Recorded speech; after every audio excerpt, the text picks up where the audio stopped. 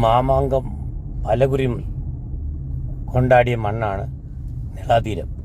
നിളാതീരത്ത് മാമാങ്കം പുനഃസൃഷ്ടിക്കപ്പെടുന്നു എന്ന് പറയുമ്പോൾ അതിനോട് ചേർത്തൊരു കുംഭമേളയും കൊണ്ടുവന്നിട്ടുണ്ട്. അപ്പം നമ്മൾ ചിന്തിക്കേണ്ട ഒരു കാര്യമുണ്ട്. കേരളത്തിൻ്റെ മഹത്തരമായ മഹാസംസ്കാരം, ഒരുപാട് ആചാര്യന്മാരും ഒരുപാട് ഗുരുക്കന്മാരും ഒരുപാട് പ്രമുഖരും ഉൾക്കൊള്ളുന്ന കേരള ചരിത്രം, കേരള ഭൂമി, കേരള മണ്ണ്, ഇത് നമുക്കൊന്നും അന്യമല്ല. പിന്നെ ഇവിടെ ഇപ്പം ഇത്രയൊരു ചടങ്ങ് നടത്തിയപ്പോൾ അതിനെ കുറ്റം പറയുവാണെന്ന് കരുതരുത്. നാഗസന്യാസിമാരും അഘോരികളും അങ്ങനെയുള്ള കുറേ പേര് ഈ വടക്കേ ഇന്ത്യയിൽ നിന്ന് ഇറക്കിയെങ്കിൽ മാത്രമേ ഇവിടം പൂർണ്ണമാവൂ എന്നുള്ള തെറ്റിദ്ധാരണ തന്നെ തെറ്റാണ്. കേരളത്തിൻ്റെ മണ്ണിൽ നിന്നുകൊണ്ട് കേരളത്തിൻ്റെ സംസ്കാരത്തിൽ നമ്മൾ എന്ത് നേടിയെന്ന് നോക്കുക.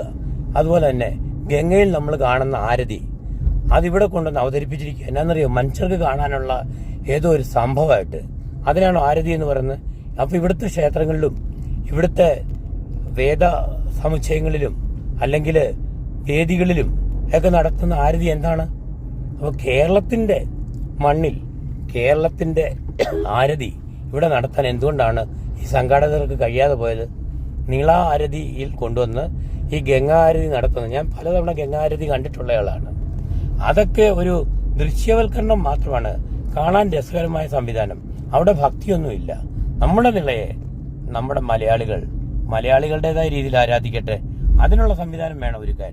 അല്ലാതെ കുറെ വടക്കേന്ത്യൻ സ്റ്റൈൽ ഇവിടെ ആകർഷിച്ച് ജനങ്ങളെ ആകർഷിച്ചിട്ട് യാതൊരു കാര്യവുമില്ല. നന്ദി, നമസ്കാരം.